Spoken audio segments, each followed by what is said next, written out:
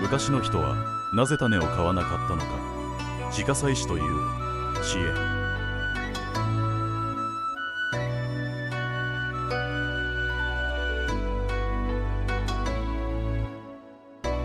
導入。種って買うものじゃないの。初夏の夕方、畑仕事を終えたあきらくんはホームセンターで買ってきた種の袋を眺めていました。枝豆、落花生、レタス、袋には色鮮やかな野菜の写真が並んでいます。あきらくんはつぶやきました。春になると種代も結構かかるな。すると隣であかねちゃんが微笑みます。ねえ、あきらくん、昔の人も毎年種を買っていたと思う。あきらくんは首をかしげました。もちろん買っていたんじゃないの。すると虎がなぜか得意そうな顔で尻尾を振ります。実は昔の農家は今のように毎年種を買っていたわけではありませんでした。今回は昔の人が当たり前に行っていた自家採集という知恵をご紹介します。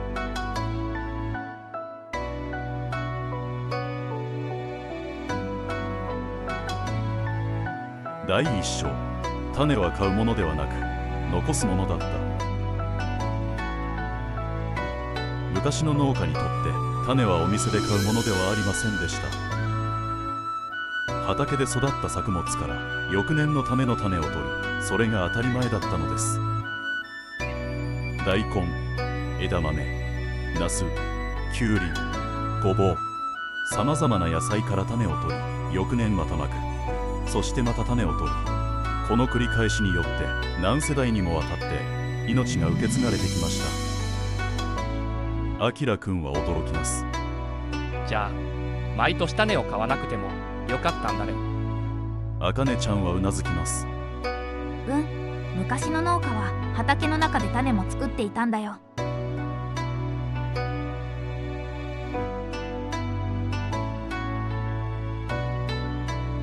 第2章。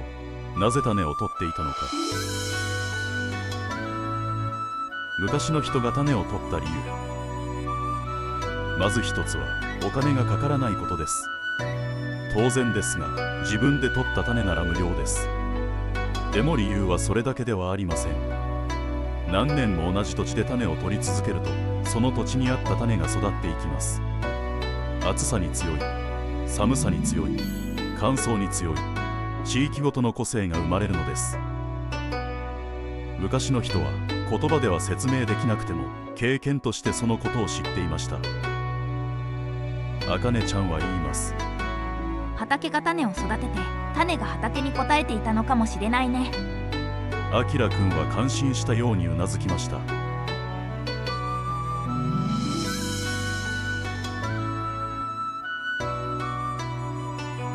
第3章。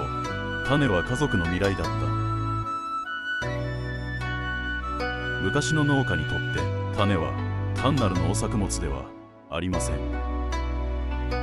翌年の食べ物、家族の暮らし、未来そのものでした。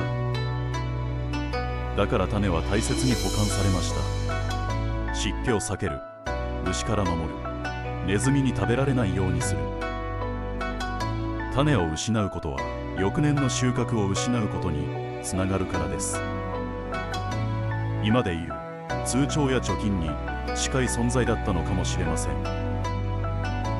虎は大切そうに種袋を抱えるような格好で座っています。あきらくんは思わず笑いました。トラまで種を守ってるみたいだね。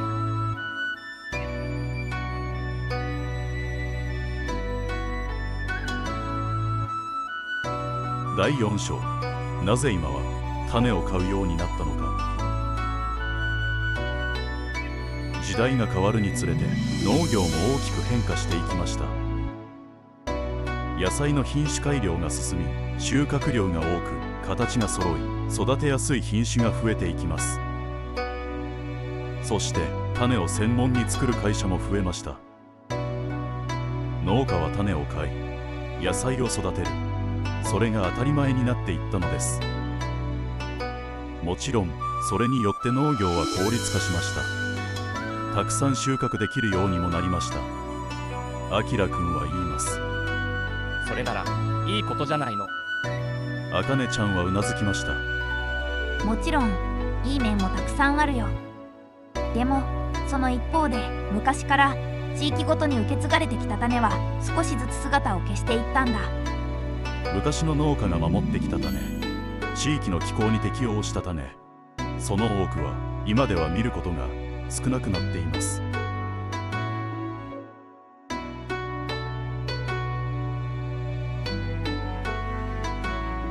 第5章、自家採取は今でもできるのか。では昔の知恵である自家採取は今でもできるのでしょうか。答えはできます。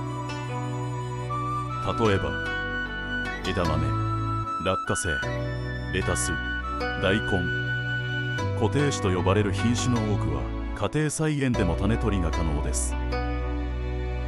花が咲き、種が実り、また翌年へつながっていく。その流れは昔も今も変わりません。あきらくんは目を輝かせます。じゃあ自分の畑の種を残せるんだね。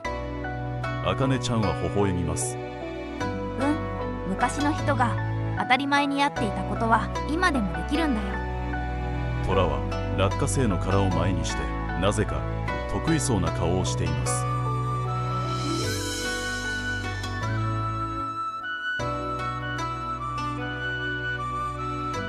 最終章、未来へ種をつなぐ。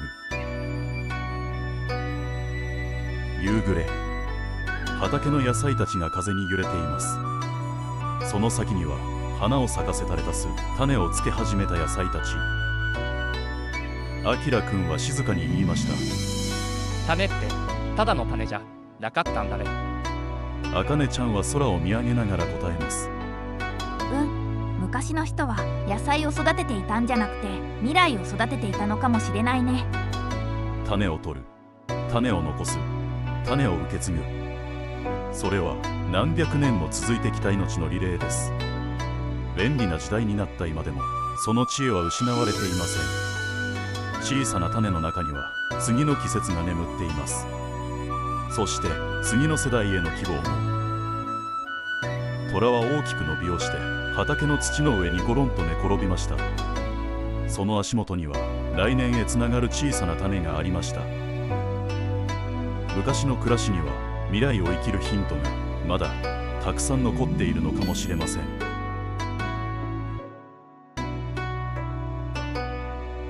最後までご覧いただきありがとうございました。今回の動画が面白かった方はぜひチャンネル登録や高評価をしていただけると励みになります。それではまた次の動画でお会いしましょう。